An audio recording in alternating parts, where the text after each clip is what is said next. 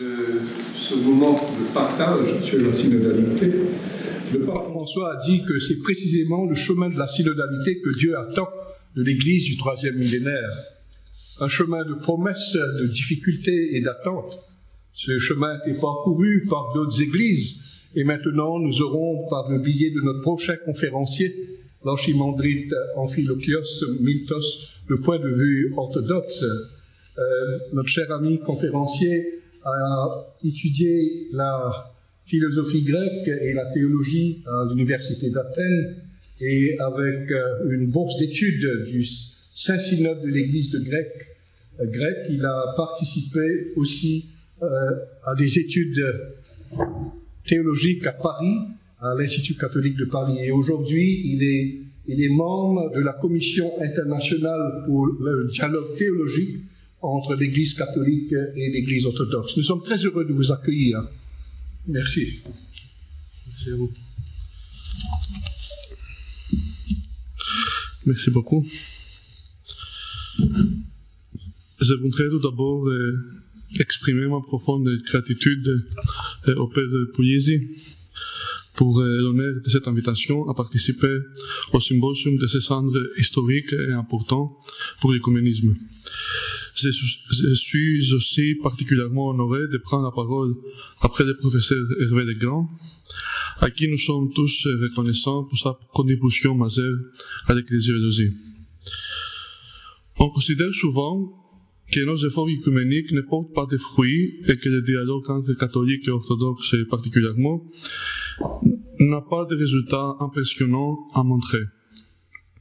On oublie ainsi que, pour citer une phrase de Saint Paul, Dieu peut faire par la puissance qui agit en nous infiniment plus que tout ce que nous demandons ou pensons. Je crois que la mise en avant de la question de la synodalité est une œuvre du Seigneur qui dépassait nos attentes. En effet, lorsque j'ai choisi le sujet de ma recherche doctorale avec mon directeur de thèse, le regretté Père Laurent Villemont, élève du Père Legrand, en 2013, sur la collégialité épiscopale du Vatican II et la synodalité orthodoxe, je ne pouvais pas imaginer que quelques années plus tard, la synodalité serait l'une des questions principales de l'agenda ecclésiologique, pastorale et œcuménique de l'Église catholique. C'est au pape François que nous devons, sans aucun doute, le développement actuel de la synodalité au sein de l'Église catholique. Considéré auparavant comme un concept plutôt oriental ou orthodoxe, la synodalité, au travers de l'enseignement papal, est bel et bien entrée dans le langage théologique et est devenue un mot familier pour un large public catholique. Bien que le terme et même la notion n'était pas ignorée ou absente dans la littérature théologique, comme en témoignent d'importantes publications, c'est sans doute sous l'impulsion du nouveau pontificat qu'une réflexion plus approfondie s'est développée. Nous le constatons, organisation de colloques théologiques, nombreuses éditions sur le sujet, les documents de la Commission théologique internationale, la préparation pour les prochains synodes des évêques. Dans ce contexte, il m'a été demandé d'apporter à cette rencontre un point de vue orthodoxe sur ce développement. Pour répondre à cette invitation, je vais tenter de vous présenter un regard extérieur qui essaye de suivre autant que lui est possible le travail ecclésiologique ainsi que la réalité ecclésiale. Vivant depuis 4 ans en Grèce, je ne suis pas un observateur très averti et il est certain que des évolutions m'échappent. Je fais donc appel à votre compréhension et je serai heureux d'apprendre des choses que je ne savais pas. Alors d'abord, nous présenterons quelques considérations préalables sur la terminologie et sur la perspective ecclésiologique de laquelle nous partons. Ensuite, nous aborderons les promesses que le pontificat du pape François a créées, ainsi que les difficultés qui persistent et qui se résument à une problématique ecclésiologique bien spécifique. Enfin, nous conclurons en formulant nos attentes pour le futur de la synodalité dans l'Église catholique. Alors, remarque préalable. Synodalité, conciliarité, collégialité. De quoi parlons-nous précisément? D'abord, le terme synodalité est celui qui gagne de plus en plus du terrain. Il s'agit d'un néologisme, bien sûr, qui représente un concept plurivoque. Toutefois, un consensus théologique s'établit sur la signification de la synodalité. Je pense que le Père Legrand l'a dit, théologiens et canonistes semblent s'attendre pour dire qu'il signifie une propriété de l'Église découlant de sa nature communionnelle. Issue du mot synode, la notion de synodalité ne renvoie pas seulement au phénomène historique des assemblées des responsables ecclésiaux, des conciles ou synodes, mais aussi, sinon d'abord, à une propriété de l'Église elle-même. Dans ce sens, nous pouvons définir la synodalité à la fois comme un principe d'organisation ou de gouvernement de l'Église et comme une caractéristique inhérente à la nature et à la vie de l'Église. On parle ainsi de la synodalité au sens large, la synodalité de l'Église, et au sens strict, la synodalité des évêques. Le terme conciliarité, largement utilisé depuis au moins des années 80, surtout dans le dialogue œcuménique, est considéré en principe comme équivalent ou synonyme de synodalité, mais il exprime habituellement ce sens large. Ainsi, Giuseppe Alberigo, en 1981, évoquait la conciliarité essentielle de l'Église pour exprimer la nature conciliaire ou communautaire de l'Église, ce que Legrand qualifie de synodalité fondamentale de l'Église. Enfin, le terme collégialité nous renvoie notamment à la doctrine proclamée par le Concile Vatican II, bien que le terme soit absent des textes conciliaires, et il se réfère exclusivement au statut et à l'action des évêques. Rappelons pourtant que le terme collégialité est introduit dans le vocabulaire de l'ecclésiologie catholique par Yves Conrad dans les années 50 pour traduire le terme russe subordnost, car le terme conciliarité ne lui semblait pas suffisamment pertinent pour exprimer ce que veut dire subordnost. À Vatican II, le terme a pris un sens restreint, collégialité épiscopale, qui pourtant ne fut pas articulé avec le sens communautaire que Conrad lui avait donné par cette traduction.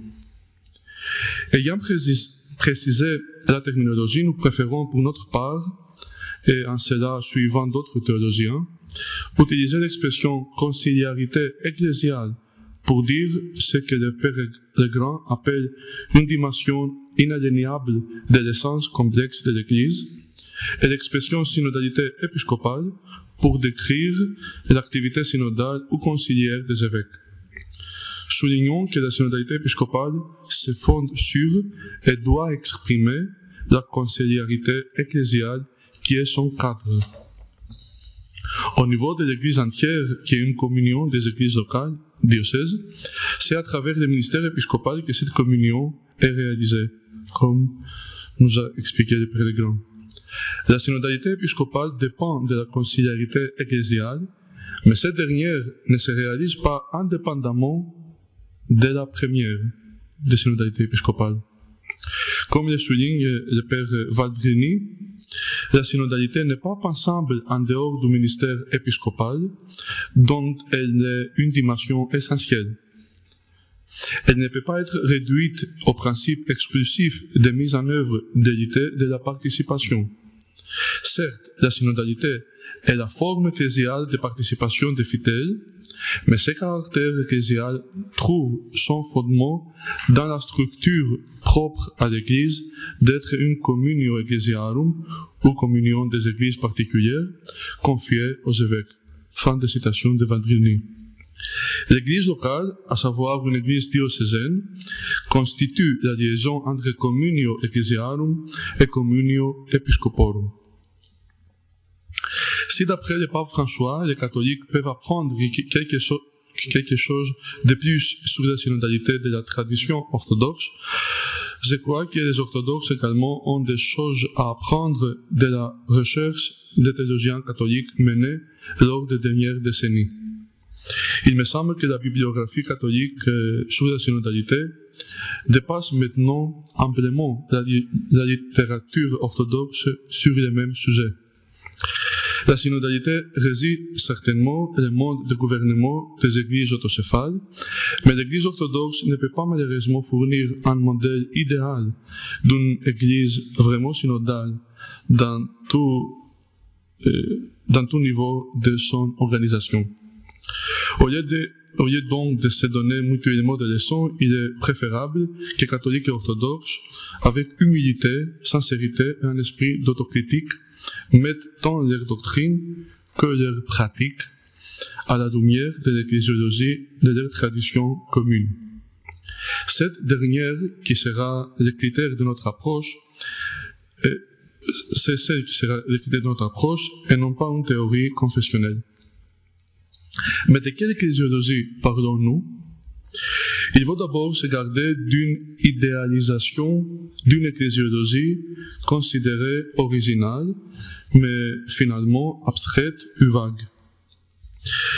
Comme ecclésiologie de référence, nous considérons ici l'ecclésiologie de communion, qui, comme Congar l'avait identifié avant même Vatican II, était sans aucun doute celle du premier millénaire. L'ecclésiologie de communion est aujourd'hui revendiquée par toutes les confessions chrétiennes, protestantes, catholiques, orthodoxes, avec des interprétations souvent divergentes, qui, comme l'a noté le cardinal Casper, se cachent derrière le même concept de communion. Pour notre part, nous considérons que l'ecclésiologie de communion est celle qui exprime en général les écrits des pères et les canons des conciles œcuméniques. Les grands traités théologiques de l'ecclésiologie de communion sont, selon nous, les suivants. Son enracinement trinitaire, sa réalisation eucharistique, qui articule communauté et hiérarchie, et sa conception d'une réciprocité entre l'unité et la diversité.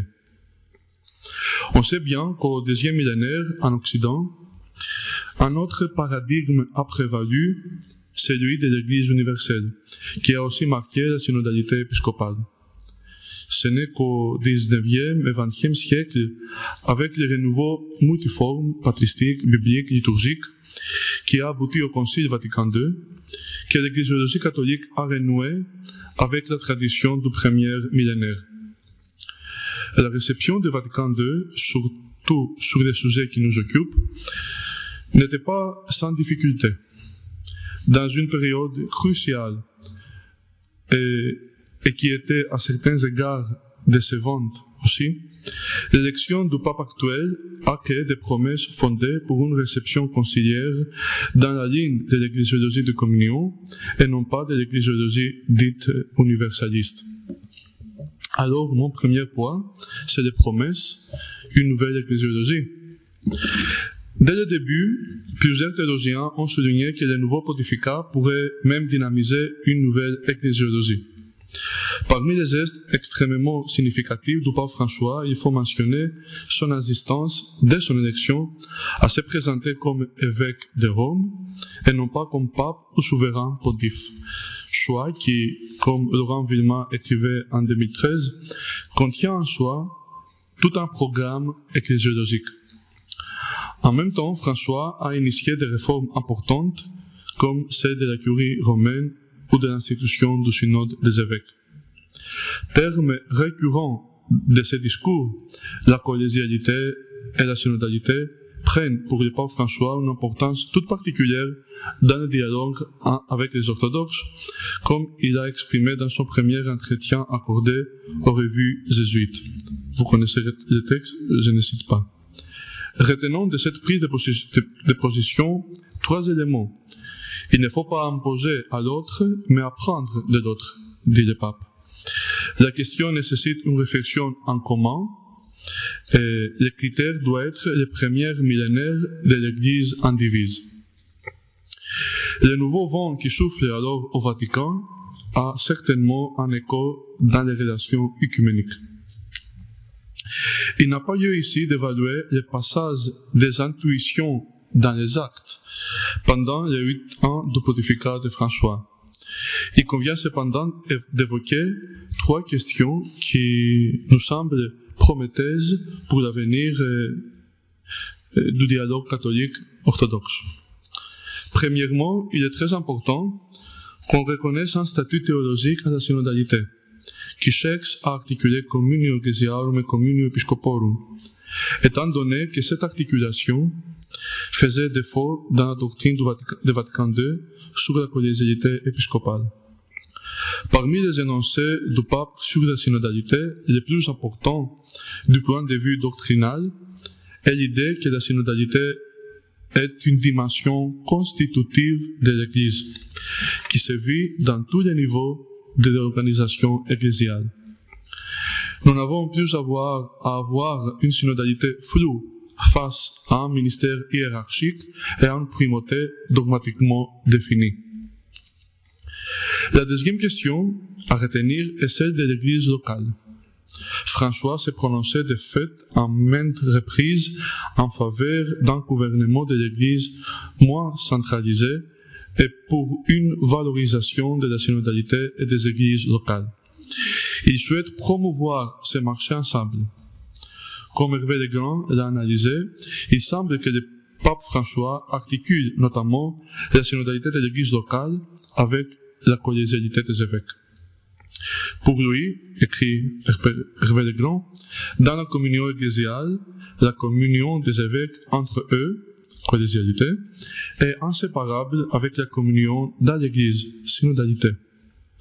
L'importance de cette dernière se concrétise dans la demande de la consultation large du peuple de Dieu dans les églises locales, demande formulée officiellement dans la Constitution Episcopalis Communio numéro 7. Quelques lignes plus bas, la même Constitution souligne que le peuple de Dieu est le point de départ et le point d'arrivée du processus synodal. À l'encontre de ces deux prédécesseurs, le pape François envisage l'articulation entre collégialité des évêques et communion des églises sous l'angle des églises locales et non pas d'une mise en avant de l'Église universelle.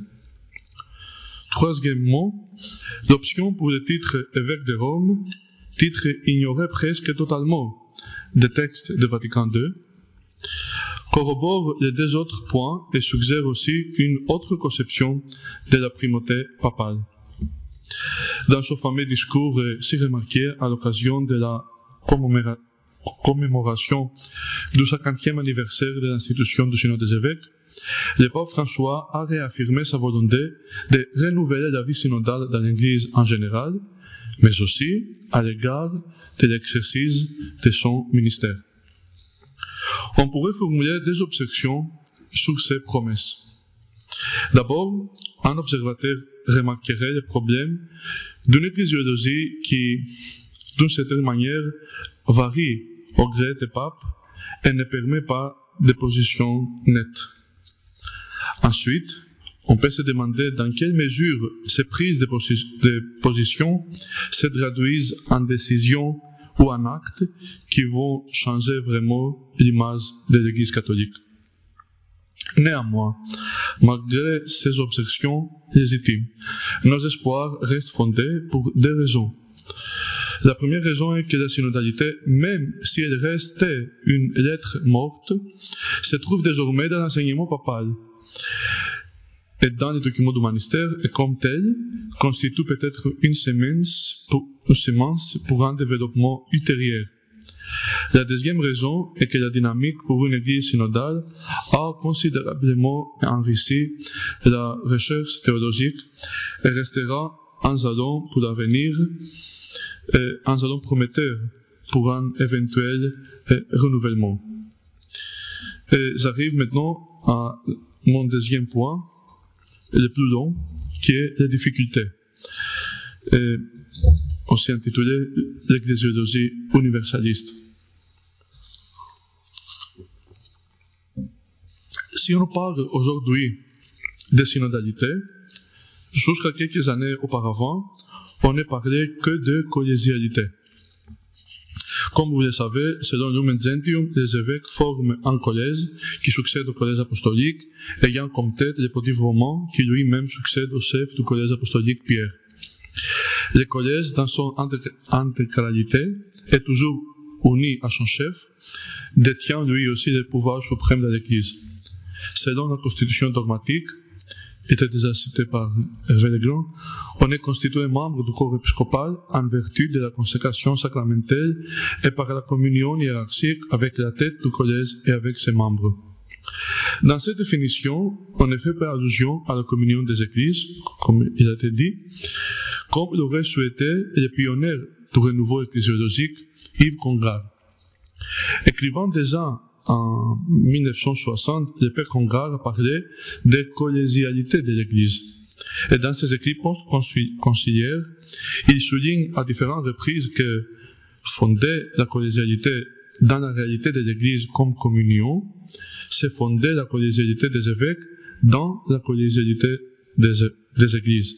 Fin de citation de Congar. Nous devons au Père Hervé Legrand, ici présent, d'avoir systématiquement relevé et analysé la dissociation entre collégialité des évêques et collégialité des églises, comme une limite conceptuelle fondamentale du texte conciliaire. Selon Legrand, Lumen Gentium a accepté une scission assez ruineuse entre le collège des évêques et la communion des églises, puisque le concept de collège envisage d'abord le pouvoir d'un groupe de personnes au sein de l'Église universelle, sans l'articuler à la communion des églises. De plus, des interprétations curiales, avec comme exemple représentatif la lettre Communionis Notio, ont poussé à l'extrême une ecclésiologie universaliste en attribuant une priorité chronologique et ontologique au collège épiscopal et à l'Église universelle. Nous mesurons donc l'importance que le Père Legrand accorde aux gestes et aux paroles du pape François, qui se trouve sous le signe de l'ecclésiologie de communion. En outre, le document de la Commission théologique internationale, la synodalité dans la vie et dans la mission de l'Église, semble avoir pris en compte ce déficit qui affecte la collégialité telle qu'elle a été définie au Concile Vatican II. Ainsi, la présentation de la notion de collégialité dans les documents de la Commission est accompagnée par des références aux églises particulières et à la communion. C'est aussi avec un tel souci, et dans une perspective de communion des églises, qu'il faut, selon Alphonse Borras, interpréter les dispositions de la Constitution Episcopalis Communio sur les synodes des évêques. D'après ces canonistes belges, les synodes des évêques restent un organe au service des primautés pontificales, mais, désormais, ces services, et je cite, s'opèrent non pas à partir purement et simplement du collège des évêques pour l'Église universelle, mais des églises particulières dont ils sont les pasteurs dans la communion qui les relie entre eux et le siège de Rome. Ce glissement d'accent mérite d'être relevé. Il succède un dépassement d'une ecclésiologie universaliste. Fin de citation de Borras. Nous nous accordons sur le fait que la difficulté principale pour une mise en avant de la synodalité est l'ecclésiologie universaliste. La question que nous voulons poser est la suivante. Suffit-il de parler de l'ecclésiologie de communion pour dépasser l'ecclésiologie universaliste? En d'autres termes, est-il suffisant de parler de synodalité pour arriver à une synodalisation de l'Église pour répondre les néologismes de Borras? Pour répondre à notre question, nous nous tournons d'abord vers la théorie en revisitant la notion de collégialité et ensuite vers la pratique en considérant successivement les synodes des évêques et la réalité locale. Alors d'abord, la théorie, si vous voulez, collégialité. Les tentatives d'articuler communio episcoporum et communio ecclesiarum sont à saluer, mais il nous semble que cette articulation reste au niveau du langage et qu'on n'en tire pas toutes les conséquences. L'obstacle, selon nous, est la notion de collégialité qui est en elle-même problématique et qui ne permet pas une telle articulation. Nous pourrions longuement argumenter sur cette problématique, par ailleurs c'est ma thèse de doctorat, mais nous nous contentons ici de deux éléments, la base scripturaire de la collégialité et le contexte ecclésiologique de son émergence. D'abord, les 12 fondements de la conciliarité ecclésiale. D'abord, il a été montré que la collégialité apostolique, comme la conçoit aussi Lumen Gentium, est une construction une invention qui ne correspond ni aux données bibliques ni à la tradition. Je m'explique. La succession du collège épiscopal au collège apostolique, comme François Siron l'a aussi remarqué, est une interprétation scripturairement problématique. Selon nous, le problème ecclésiologique est que Vatican II a renversé la signification du collège apostolique. Au lieu de représenter l'Ecclésia, le rassemblement eschatologique du peuple de Dieu, il a été réduit à l'archétype de la structure hiérarchique de l'Église. Les biblistes et les théologiens soulignent à l'unanimité que la signification de l'institution du groupe de 12 est ecclésiale et eschatologique. Le groupe de 12 préfigure et symbolise au sens le plus fort du mot l'Ecclésia, le nouvel Israël restauré par Jésus. Ainsi, le chef de ce collège apostolique étant le Christ et non pas Pierre, il garde toute sa signification seulement du vivant de Jésus. Comme un théologien orthodoxe, Panagiotis Nellas l'a démontré, les 12, en tant que disciples, sont à l'origine du peuple de Dieu, et en tant qu'apôtres, qui ne sont plus 12, sont à l'origine des évêques. Dans ce sens, la collégialité apostolique devrait, me semble-t-il, être plus évoquée dans le 2e chapitre de Lumen Gentium à propos du peuple de Dieu, car la collégialité apostolique fonde la conciliarité ecclésiale, et seulement d'une manière indirecte, à travers les conciliarité ecclésiale et l'Église locale, la synodalité épiscopale. Cette compréhension ecclésiale du groupe de 12 correspond au caractère communautaire de la succession apostolique, mise en avant tout à l'heure par le Père le Grand. Donc chaque évêque est le détenteur par excellence, en tant que celui qui personnifie la communauté. Cet argument biblique met en question une collégialité apostolique réduite au collège de 12, et à ce titre considéré comme fondement biblique de la collégialité épiscopale, dans la mesure où la succession apostolique découlerait uniquement de cet enchaînement entre les deux collèges. En revanche, nous pouvons affirmer que cette collégialité apostolique de 12 démontre que les évêques, successeurs des apôtres, et donc leur synodalité épiscopale, ne peuvent exister indépendamment de l'Église locale, réalisation en un lieu de l'Ecclésia que les 12 représentent. Collégialité, fruit de Vatican I. Le deuxième élément problématique à souligner à propos du concept de collégialité est son origine. L'idée d'une succession entre le collège de 12 et le corps épiscopal n'est pas née au temps de Vatican II, mais de Vatican I. On sait bien que la théorie de collégialité, évidemment sans le terme, absent également de Vatican II, était contenue dans la deuxième constitution sur l'Église du premier concile du Vatican, appelée du nom de son rédacteur le schéma Plenten. De fait, la constitution Pastor Aeternus, intitulée Première constitution sur l'Église du Christ, devait être suivie par une seconde qui, à cause du déclenchement de la guerre, ne fut jamais discutée par les pères conciliaires de Vatican I. Le schéma Plenten introduit une analogie entre, d'un côté, Pierre et le collège des apôtres, Collegio Apostolorum, et de l'autre, les papes et les évêques, sans pourtant utiliser le mot collège pour les évêques, à cause de sa consonance égalitariste qui ne conviendrait pas pour les membres de Vatican I au corps épiscopal. En revanche, À l'époque, l'idée que les apôtres forment un collège était déjà répandue. Ainsi, Clenden s'appuie sur ces collèges apostoliques pour justifier la participation des évêques au gouvernement de l'Église universelle, en introduisant de même un rapport intrinsèque entre ces collèges apostoliques et l'épiscopat.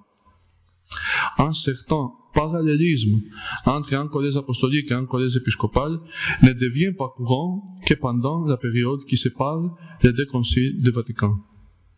Le schéma, enfin, adopte la théorie du double sujet, selon laquelle le pouvoir suprême se trouve tant dans le corps des évêques unis à sa tête, pontificalement, que dans les papes seuls. Nous repérons facilement ici les idées principales qui seront reprises par Lumen Gentium, qui cite le schéma Clenden 3 fois.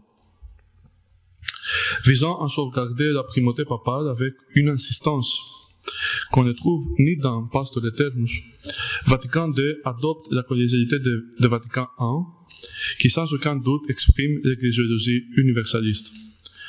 Nous constatons que la perspective des deux premiers chapitres de Lumen Gentium, qui est certainement, comme le grand l'a dit, était la perspective de l'ecclésiologie de communion, n'a pas touché malheureusement la doctrine de la collégialité comme cette doctrine était formulée dans Lumen Gentium 22.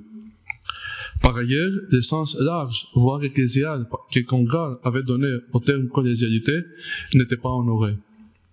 Par conséquent, il est erroné, me semble-t-il, de dire que la collégialité est une doctrine de Vatican II. En réalité, la collégialité est une doctrine de Vatican I. C'est pourquoi, sur le fond, Vatican II n'a pas pu équilibrer Vatican I sur ces points, car il se trouve dans la même ligne ecclésiologique. On ne peut pas contrebalancer une chose avec la même chose. Cela peut-être explique aussi les vicissitudes de la réception de la collégialité.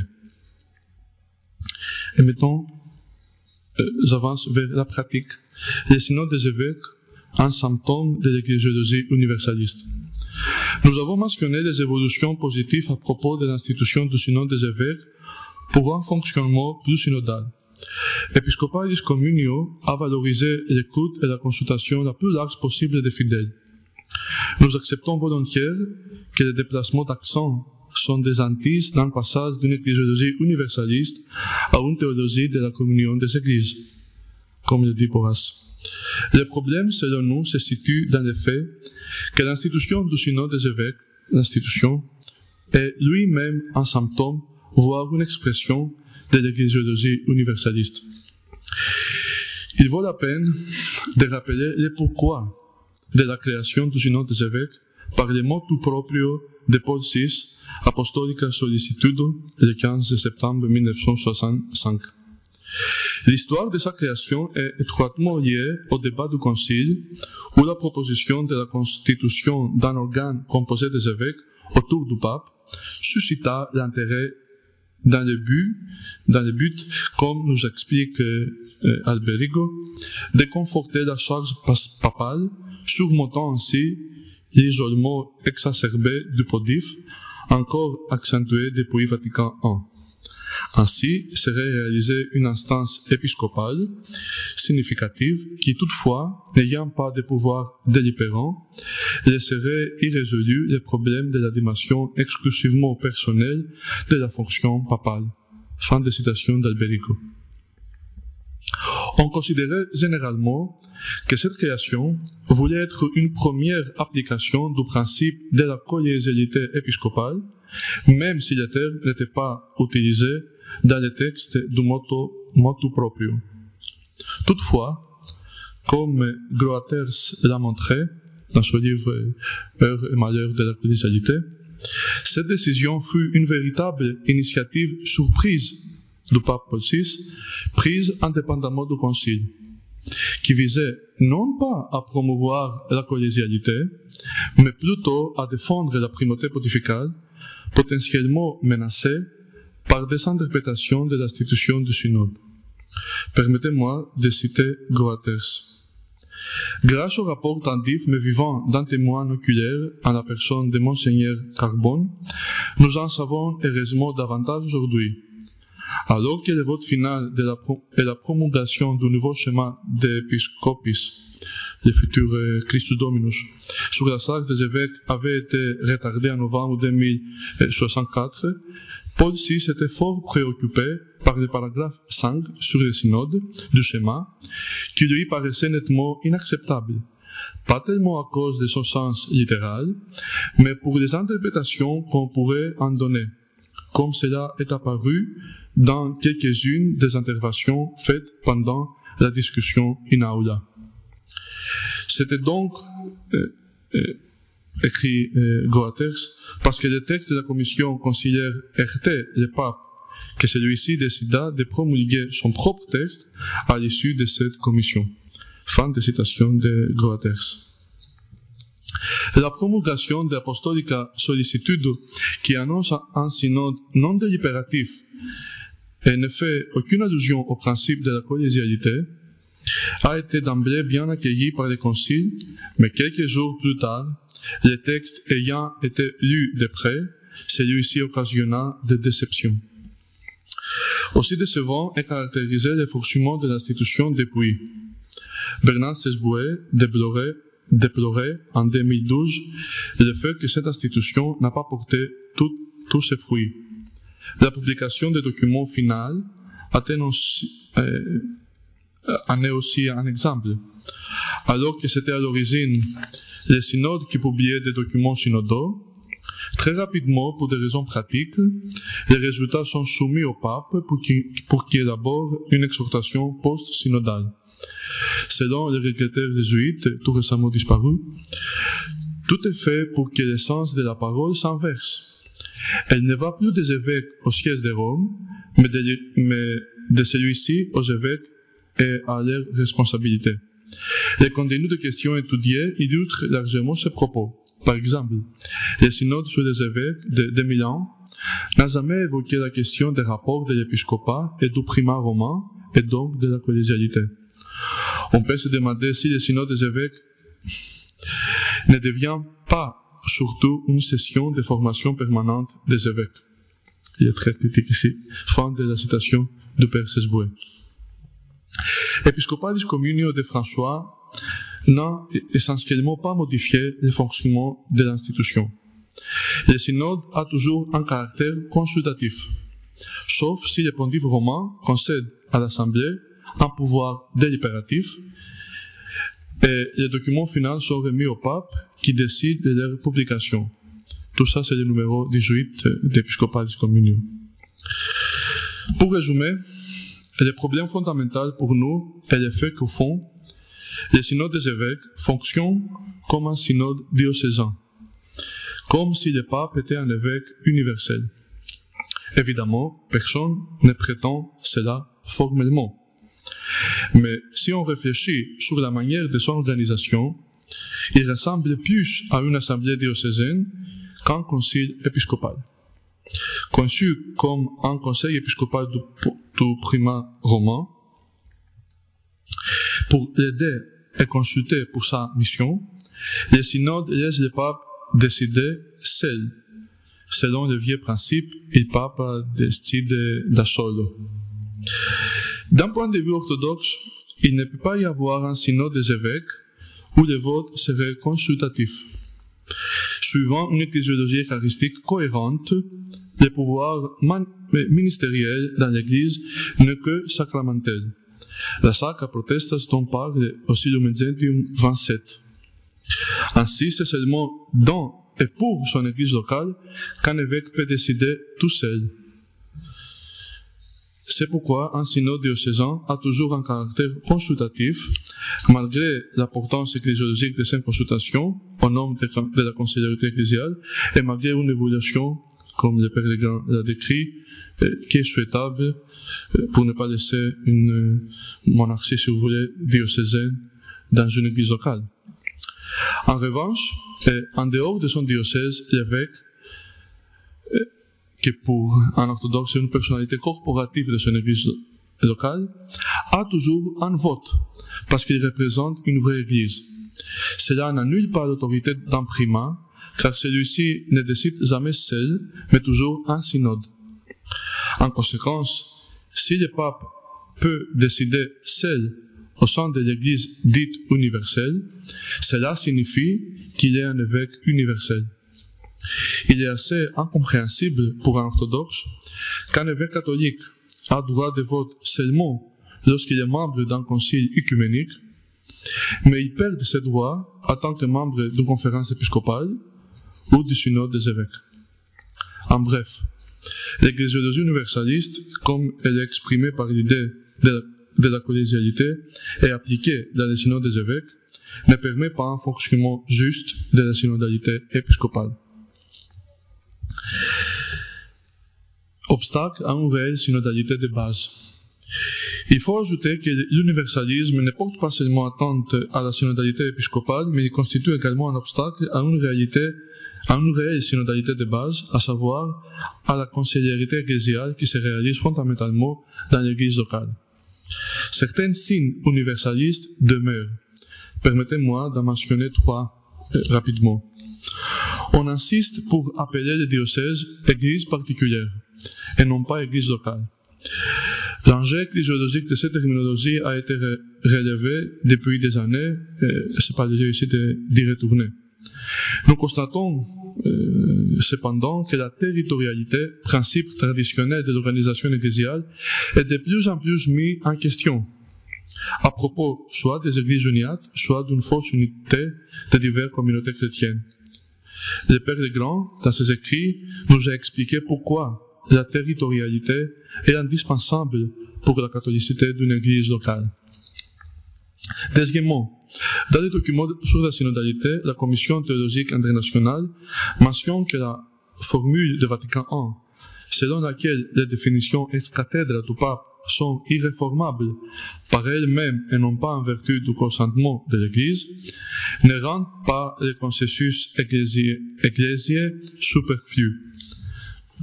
Nous comprenons, comme l'explique un autre document de la Commission intitulé « Le sensus fidei dans la vie de l'Église », que cette formule visait le gallicanisme. Toutefois, nous nous demandons comment il est possible d'articuler cette position avec le processus ecclésial de réception ou avec l'énoncé de Episcopalis Communio, selon lequel le point de départ et d'arrivée de la synodalité est le peuple de Dieu. La question mérite d'être éclairée et je serais gré d'avoir le point de vue du Père Legrand sur cette question, qui n'est pas seulement une question de sensibilité orthodoxe, mais je pense qu'elle est aussi importante pour l'ecclésiologie catholique.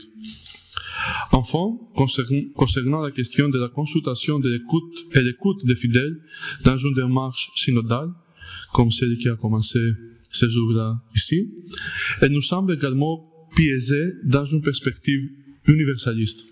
Pourquoi ? Il est sans doute nécessaire et important de promouvoir l'écoute et la participation. Nous nous interrogeons pourtant sur la finalité d'une enquête très générale, comme par exemple celle de la consultation actuelle en vue du synode de 2023. Et je cite la question posée à tous les catholiques. Comment ce marché ensemble se réalise-t-il aujourd'hui dans votre église particulière? Quel pas l'Esprit nous invite-t-il à accomplir pour grandir dans notre marché ensemble? Nous ne sous-estimons pas la question, mais il nous semble problématique de préparer un agenda et ensuite des directives depuis Rome pour tout l'univers sur un tel sujet. Le nouveau processus de consultation honore bien sûr les niveaux intermédiaires, et c'est très positif. Les conférences épiscopales, et on demande aussi des conclusions continentales. Mais le problème est qu'on reste dans la logique où tout est orienté par et vers les centres romains.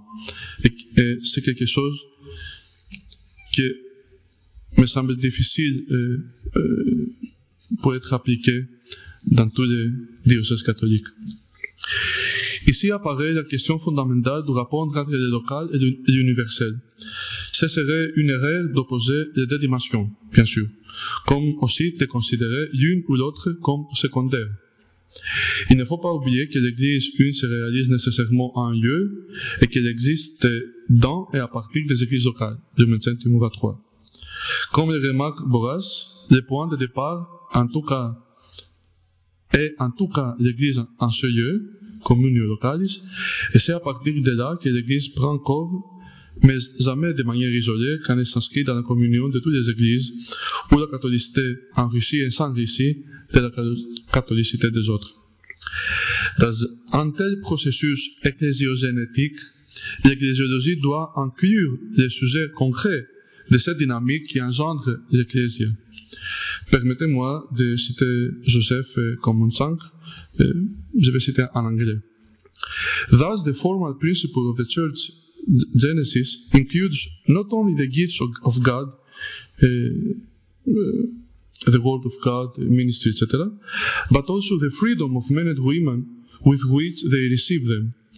When the human subjects of the church realization are introduced into ecclesiology, the focus shifts to include also the local communities in which alone the church is realized, since human freedom is never realized except in particular individuals and communities, and as a moment in their historical self-projects. Dans cette perspective, l'ecclésiologie est appelée à explorer, et je cite de nouveau Komonchak, not simply what it means to be the church in general, but what it means to be the one church locally, here and now, in response to specific challenges and opportunities. Fin de citation de Komonchak. Et mon point final, excusez-moi, c'est un peu long, c'est la conclusion et aussi les attentes d'une synodalité anodine à une synodalité qui coûte.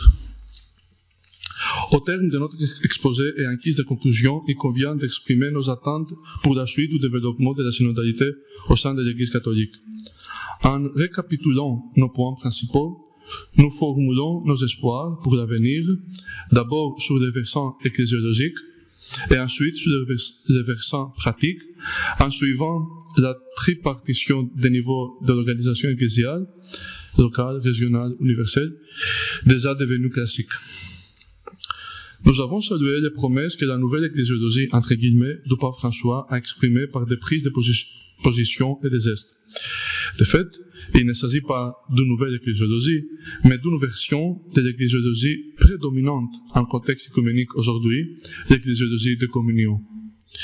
Nous considérons que ce qui est à la fois le principal apport et la principale promesse de cette orientation donnée par l'évêque de Rome est l'inscription du sujet de la synodalité dans l'agenda de la recherche théologique et notamment du dialogue ecclésial. Ce processus qui vient de commencer donnera certainement des fruits à court ou à long terme. Nous attendons au niveau théologique ce que grand nombre des ecclésiologues catholiques souhaitent, à savoir le dépassement d'une ecclésiologie universaliste. Dépasser l'ecclésiologie universaliste ne signifie pas nier la dimension universelle de l'Église.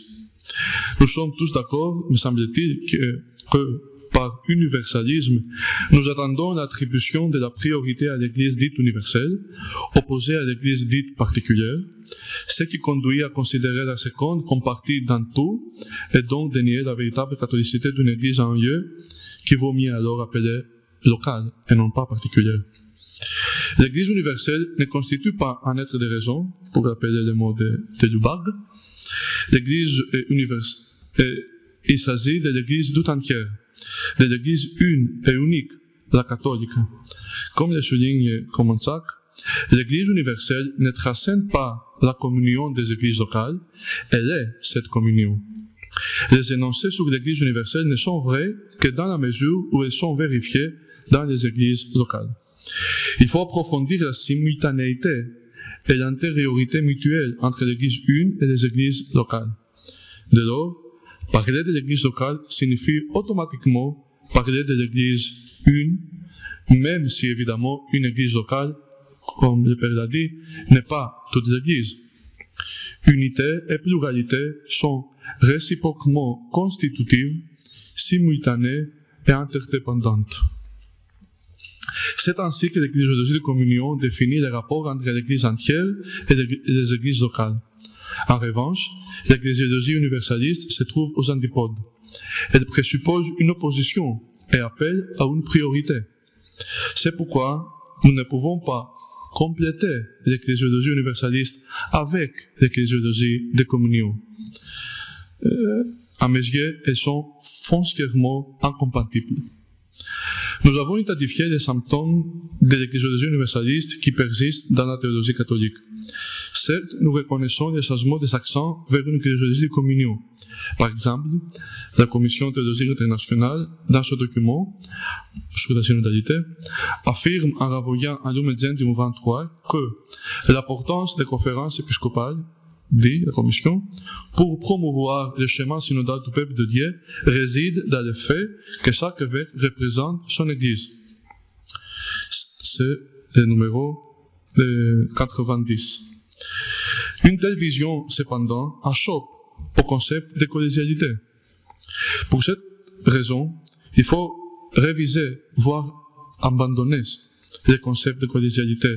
D'abord parce que, comme le remarque Chiron, une perspective qui part du collège est d'emblée, et je dirais aussi nécessairement, universaliste. Mais il ne s'agit pas seulement de la question du point de départ, comme disait Ratzinger dans son commentaire sur la collégialité au demande de Vatican II. C'est pas seulement une question du point de départ. Il disait que ça suffit si on a comme point de départ l'Église universelle, on aboutit à une Église universaliste. Si le point de départ est l'ecclésiologie des pères, on arrive à une ecclésiologie de communion. C'est ça qu'il disait Ratzinger à l'époque. Il me semble que toute la théorie d'un collège épiscopal qui succède au collège apostolique, doctrine rejetée par les orthodoxes à l'époque du Concile Vatican II comme non traditionnelle, est par définition universaliste. On ne peut pas marier collégialité et synodalité épiscopale, comme on ne peut pas tenir ensemble ecclésiologie universaliste et ecclésiologie de communion. Pratiquement, l'ecclésiologie de communion signifie une corrélation, une interdépendance entre l'Église entière et les diocèses, entre primats et membres d'un synode, entre pape, primat et les autres évêques. Le père John Megedorf, pendant le concile, écrivait ceci. Si la définition finale du Vatican II, ce n'est pas encore la promulgation de Lumen Gentium, proclamait sous quelque forme que ce soit ces principes d'interdépendance, un pas réel et important sera franchi sur la voie de l'union chrétienne. Mais ni les discours du pape, ni les textes actuellement en discussion ne suggèrent qu'une telle définition est aujourd'hui possible. Fin de citation de Megedorf. Ce qui à l'époque était hors contexte nous semble possible aujourd'hui, grâce à la synodalité et à l'ecclésiologie de communion, et aussi peut-être grâce à François. Si donc, après la déclaration prophétique de François, la synodalité est le chemin pour le troisième millénaire, cela signifie une conversion pratique à l'échelle locale, régionale et universelle qui récuse l'ecclésiologie universaliste. Cela signifie le niveau local, à savoir celui du diocèse, ou même sous condition de paroisse, est à nos yeux le plus réussi par rapport à la mise en pratique de la synodalité. La théologie du peuple de Dieu, une théologie du laïcat de Vatican II, je crois qu'elle est bien reçue au sein de l'Église catholique et a contribué non seulement au développement d'une théologie de synodalité locale, mais aussi à une pratique. Ainsi, l'institution du synode diocésain est une application admirable de la synodalité locale que l'Église orthodoxe devrait adopter. Bien sûr, il faudra encore généraliser ou améliorer, comme dit les pratiques. Mais l'idée, la doctrine et même une certaine pratique sont déjà des acquis, ce qui rend la synodalité locale plus ou moins réussie. En revanche, le niveau le plus problématique reste le niveau régional. Si on tient vraiment à ce qu'une décentralisation romaine salutaire se réalise, il faut sortir des bipartitions comme Église universelle, Église particulière, pape, évêque. L'histoire a connu ce qu'on appelle aujourd'hui une Église polycentrique, avec des instances intermédiaires. L'organisation régionale n'est pas inexistante aujourd'hui dans l'Église catholique. Il faut juste lui reconnaître sa vraie valeur. La doctrine de la collégialité nous a enfermés dans les débats sans issue. sur l'affectus collegialis et la collégialité effective au sens strict, sur la question de savoir si les conférences des évêques sont des regroupements d'églises ou des assemblées d'évêques. J'ai lu plusieurs études de canonistes catholiques qui débattent de cette question, ou sur les rapports entre les églises particulières, jadis, et les conférences d'aujourd'hui. Si on croit au fait que, comme nous a rappelé la Commission théologique internationale, à la suite de Lumen Gentium, l'évêque représente son Église, selon nos termes, il est la personnalité corporative de sa communauté eucharistique, alors un évêque garde toujours cette qualité à toutes les assemblées en dehors de son diocèse. Comme le disait Sespoué, il apparaît, disait, paradoxal que des évêques qui ont à titre personnel une autorité magistérielle la perdent dès qu'ils se rencontrent pour se concerter au nom de la collégialité, ce qui contredirait toute la pratique ancienne des synodes régionaux. Fin de citation de Sespoué.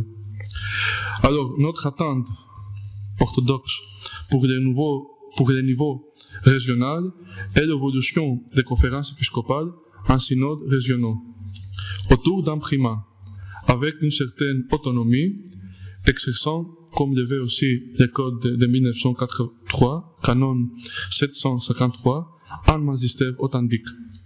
De même, pourrait-on aussi imaginer des assemblées continentales d'évêques fonctionnant à l'instar des anciennes églises patriarcales? Il n'est pas question d'imposer le modèle oriental à l'Église catholique. Cette dernière a sa propre tradition qui peut inspirer des formes d'institutions synodales.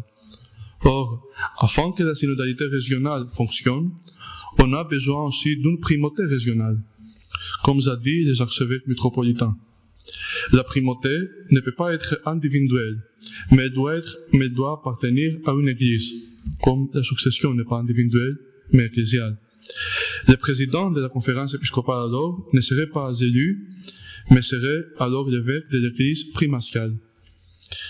Je m'interroge sur la perte diffuse qu'on a des conférences épiscopales.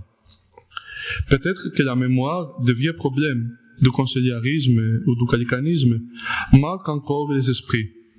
De plus, les relations, et ici c'est une autocritique orthodoxe, les relations entre les églises territoriales autocéphales au sein de l'église orthodoxe ne donnent pas un modèle exemplaire à imiter.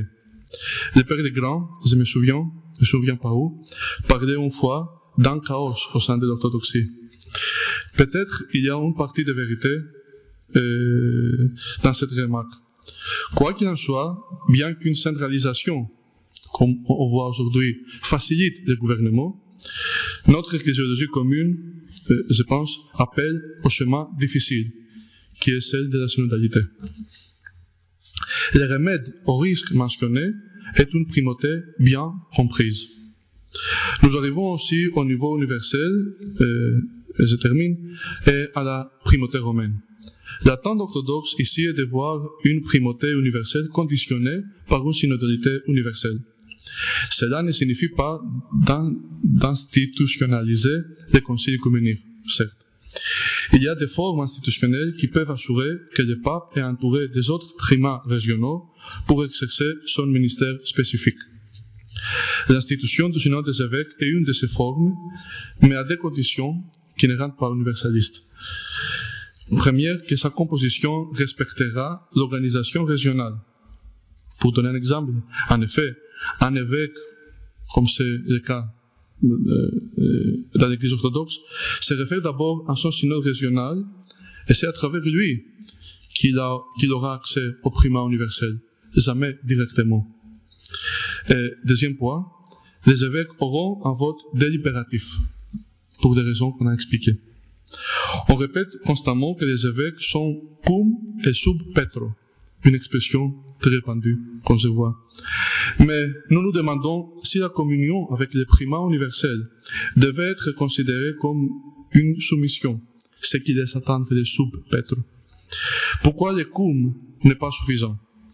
Pourrait-on rêver de voir un jour une primauté papale qui ne permet pas l'image d'un monarque absolu, mais qui en revanche serait dépendant de la synodalité? Pour terminer, La redécouverte de la synodalité est vraiment un kéros, comme dit le document de la Commission, un don de Dieu, tant pour chacune de nos églises que pour notre rapprochement. Le cadre de mon sujet ne me donne pas la possibilité de faire notre autocritique, car l'Église orthodoxe ne pratique pas toujours l'ecclésiologie qu'elle confesse. Je l'accepte. Si synodalité signifie marcher ensemble, la synodalité est à la fois la voie et le but de notre dialogue. Nous devons travailler ensemble pour avancer vers une véritable synodalité à tous les niveaux de la vie ecclésiale. Parler de la synodalité dans l'église locale est une chose fondamentale, mais permettez-moi de le dire anodine. Mettre en œuvre une synodalité à l'échelle régionale et universelle a un prix.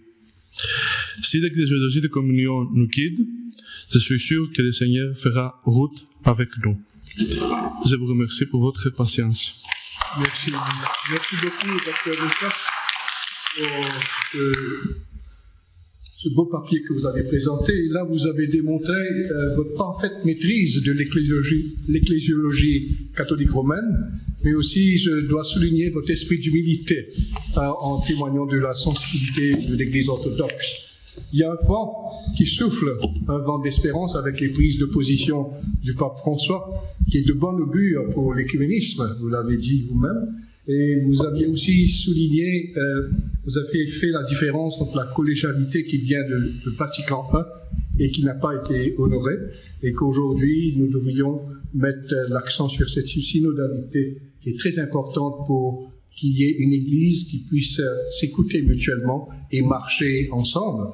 Et l'espérance qui vient de l'Église orthodoxe est que les conférences épiscopales deviennent des corps autonomes. Merci beaucoup, Dr. Miltos. C'est à vous maintenant de pouvoir, pendant les 10 prochaines minutes, nous sommes un petit peu en retard, pouvoir avoir une discussion très fructueuse suite à votre présentation. Merci beaucoup.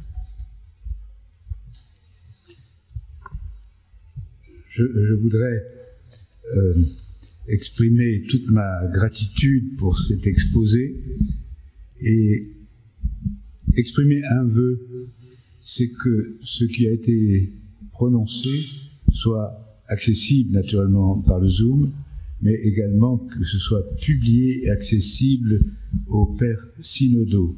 Pourquoi? Parce que les pères synodaux ne liront pas l'admirable thèse du professeur Miltos, qui fait toutes 720 pages. Les évêques n'ont pas le temps de lire ça. Est-ce qu'on peut espérer qu'ils lisent l'apport que nous avons entendu aujourd'hui, qui, en plus, donne un exemple de la fécondité qu'il y a à aller chez les autres, à savoir que il faut espérer que les théologiens catholiques aient une connaissance intime, précise de l'Ecclésiologie orthodoxe, comme le professeur Miltos l'a de la théologie catholique. Et encore un mot, pas plus, pour ne pas être abusif, c'est que dans notre rapprochement, effectivement, pour l'Église catholique, nous sommes en chemin. Ce n'est pas statique, nous allons quelque part. Et là, le travail théologique est important, parce que le travail théologique, sans les responsables d'Église, resteront des paroles, et cette articulation entre les deux est vraiment importante, comme est importante l'articulation avec le peuple. Donc, des rencontres comme les nôtres entre théologiens sont vraiment importantes, surtout s'il y a théologiens et canonistes ensemble en ce qui concerne notre Église. Un très grand merci, Dr. Miltos. Des commentaires ou des questions? Est-ce que nous en avons des personnes suivantes? Peut-être je peux faire une petite demande, puisque je vois qu'il y a un problème pour les orthodoxes que pour les catholiques. Pour nous, la question de la collégialité, surtout avec des évêques qui ne sont pas des évêques de peuple, c'est-à-dire auxiliaires. puisque là, le problème, je crois que s'y annonce très fortement.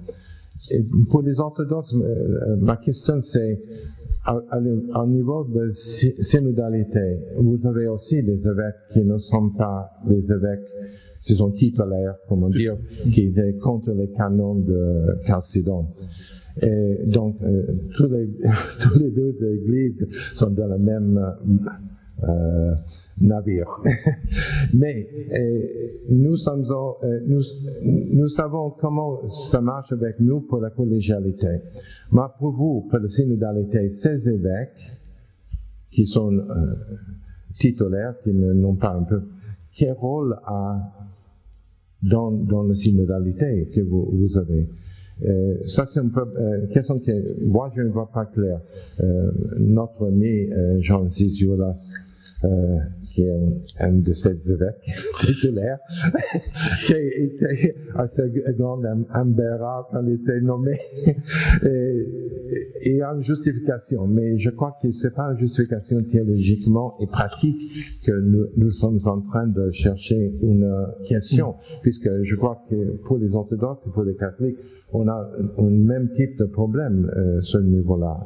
Je ne sais pas si c'est vrai ou non. Merci, oui, vous avez raison, c'est une contradiction. C'est que je dis qu'on ne pratique pas toujours la théologie qu'on professe. Nous avons aussi des évêques titulaires, des évêques auxiliaires. Mais semble-t-il que dans l'Église catholique, ils sont plus nombreux. Je me souviens de vous dire qu'il y a une bonne pourcentage. Par exemple, ici à Rome, tous les responsables sont des évêques. Je pense qu'on a moins des évêques titulaires, mais quand même on a. Et il faut savoir que dans l'Église orthodoxe, les évêques titulaires, auxiliaires, ne participent pas au synode. Ils ne participent jamais au synode. Ça n'existe pas dans toutes les églises autocéphales. Dans un synode, ils ne participent pas. Alors, le cas de Monseigneur Zizioulas, toujours, il devait se défendre et faire une apologie en disant que, bien sûr, il n'est pas le président d'une église locale, mais il dit pourquoi. Je suis un évêque dont ce peuple ne peut pas vivre à Pergame. Alors, ça signifie que je ne suis pas titulaire, ça veut dire seulement une partie pour Synodalius, oui, mais c'est la situation historique qui fait qu'on ne peut pas être un évêque en activité. Et aussi dans le patriarcat œcuménique, il faut toujours une différence entre les évêques qui sont, on les appelle en énergie, en activité, je ne sais pas comment dire. Ça veut dire qu'il y a des métropolites vraiment qui font partie du synode, qui ont 2 et 3 des évêques, disons, diocésains. Mais les évêques qui sont seulement titulaires, qui ne sont pas en énergie, ils ne participent pas au synode et n'ont pas le droit de vote comme les évêques qui sont en activité. Alors, l'important, c'est de ne pas, si vous voulez, faire une théorie de ça, c'est vrai, de ne pas aussi donner un fondement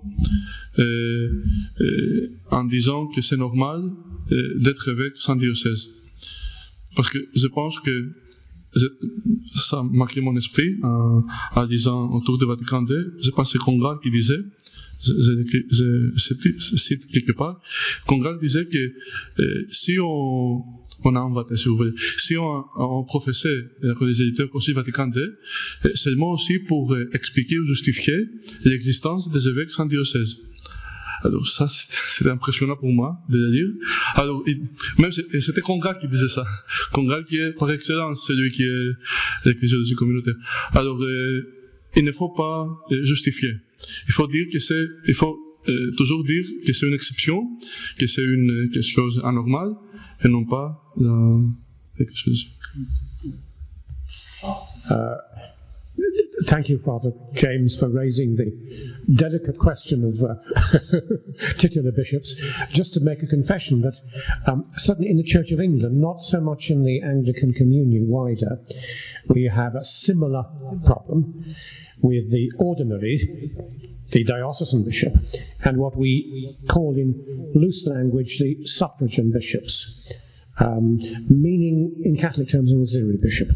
We also use suffragans for every diocesan under a metropolitan, but that's confusion. But our titular bishops are suffragan bishops. I was one at Stafford before I became a diocesan bishop. Our bishops, ordained, of course, but they don't have ordinary jurisdiction and are not fully part of our House of Bishops in the Church of England. There are 43 bishops in the House of Bishops, if you like, the College of Ordinaries. There are another 60 auxiliary bishops. And the auxiliary bishops, our suffragan bishops, then elect some of their number to be part of the House of Bishops. So it's very complicated, ecclesiologically not at all clear. And certainly Anglicans would welcome help from the Orthodox and the Catholic Church on solving the problem of titular bishops. Thank you very much. D'autres commentaires, d'autres questions? Thank you. Maybe I can ask a question, which is a question. First of all, I would like to express my gratitude to both speakers of this morning. And yes, my question is addressed to both of you, but I would say also to the other speakers as well as to the whole audience, in the sense that of course, the synodical way is the way of the Church, and the Church is endowed with both charismatic and hierarchical gifts. The document of the International Theological Commission points that out very clearly. In Italian, the word used is coessenzialità of hierarchical and charismatic. They are coessential, which of course works perfectly on the theological level. So it implies that we have to articulate a theology of synodality together with the theology of charisms. My question is, how can we really do that in practice? I mean, because the interplay may not be so easy. So what is the lesson that we can learn from tradition, or what is the lesson or the insights that we can learn from the experience of the churches where the synodical way is put into practice? Or is it true, as some scholars also address, that we should work a little bit more on how to treasure this interplay of a theology of charism with the theology of synodality? Thank you.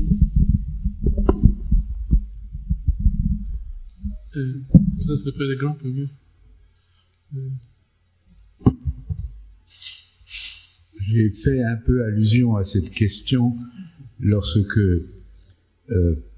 j'ai mentionné les réserves qu'un certain nombre de chrétiens catholiques ont vis-à-vis de la synodalité qu'ils considèrent comme étant beaucoup de paroles, beaucoup de procédures, et finalement la montagne accouche d'une souris. Et j'ai cité à cette occasion la référence à saint François d'Assise, qui effectivement a fait plus pour l'Église d'Occident qu'une cinquantaine de synodes oubliés. Mais là, je crois que nous, catholiques, nous avons une expérience récente d'un abus de langage sur ce que sont les dons charismatiques. Je m'explique. À partir des années 70, il y a eu une réception d'une sorte, je ne dirais pas d'ecclésiologie, mais de pratique pentecostale. Des pentecôtistes nous ont influencés. Et nous avons eu des communautés charismatiques. Mais je crois que l'expérience nous a appris aussi, et gravement, que tellement de fondateurs charismatiques se sont fourvoyés et ont fourvoyé avec eux leurs disciples. Autrement dit, la question n'est pas d'articuler les représentants de ce type de communauté ou de ce type de spiritualité dans un dialogue direct avec l'épiscopat, mais la question est, me semble-t-il, de discerner avec plus de rigueur ce qu'on appelle charismatique, parce qu'il y a beaucoup trop de flou là-dessus. Mais de fait, la dimension charismatique existe, elle est incontrôlable, comme Saint François d'Assise ou même Saint Dominique. Ce sont les dons charismatiques sont événementiels dans l'Église et ils sont forcément pas institutionnels. Donc plus de discernement là-dessus éclairerait les choses. Le point précis sur lequel peut-être on peut s'appuyer dans votre question, c'est la place que nous faisons à la vie religieuse dans les diocèses et également au synode des évêques. J'ai étudié un peu la constitution des conciles écuméniques et de fait, dans les conciles écuméniques, la vie monastique était représentée.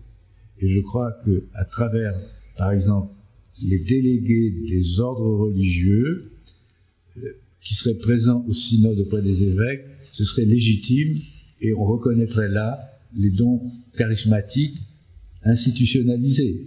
Mais quand même, il y a du charisme différent des préoccupations d'un évêque diocésain dans ce genre d'institution. Voilà ce que je peux dire pour le moment. Seulement dire que dans l'Église orthodoxe, le problème charisme et institution, c'est aussi. Nous n'avons pas de communauté charismatique, mais nous avons les starets, les hérondes, qui ont aussi souvent une communauté autour d'eux et qui sont en opposition aux évêques. Alors, je pense qu'il faut penser que l'institution, c'est pas seulement une hiérarchie à qui on obéit, mais c'est aussi l'enjeu pour les évêques, challenge, pour les évêques de former une synodalité dans leur église, en essayant d'incorporer et d'encadrer, si vous voulez, pas d'une manière charismatique aussi, peut-être, c'est charismatique qui vont se dissocier parfois de l'Église. Et c'est aussi ça l'enjeu de ce processus synodal, d'écouter aussi eux et voir comment on peut marcher ensemble. J'ai eu l'occasion samedi dernier, au cours de la session inaugurale pour le synode, de participer à des groupes de discussion.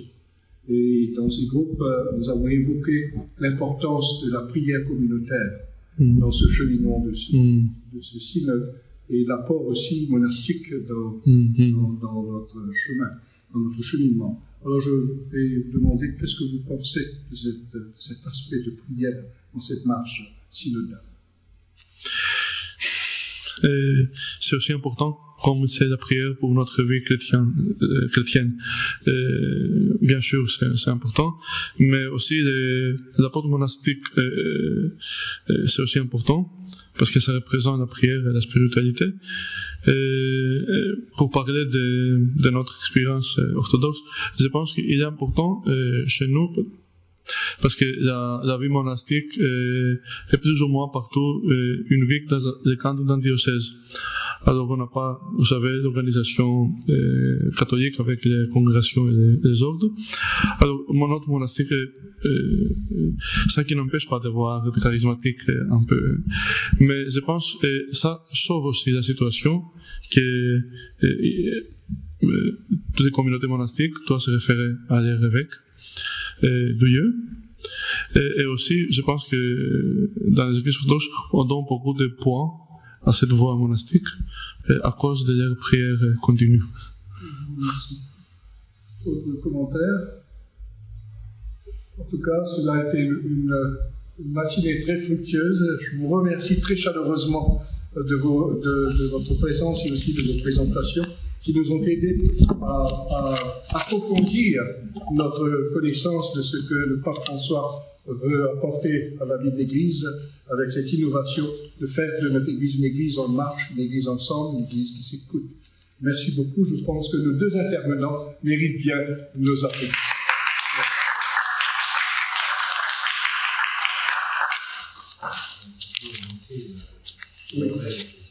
Oui, alors ce n'est pas terminé. Nous allons nous rencontrer pour la deuxième session tout à l'heure à partir de 15h sur comment marcher ensemble en discernant l'action de l'Esprit Saint, les possibilités canoniques, les opportunités et les défis. Ce sera le professeur Dr Myriam Williams qui va être notre première intervenante. Ensuite, nous avons Monseigneur Christopher Hill de l'Église anglicane, l'Église d'Angleterre, qui va nous parler des aspects de l'Église de la communion anglicane sur la synodalité et comment marcher ensemble sur cette route. Merci beaucoup, à tout à l'heure.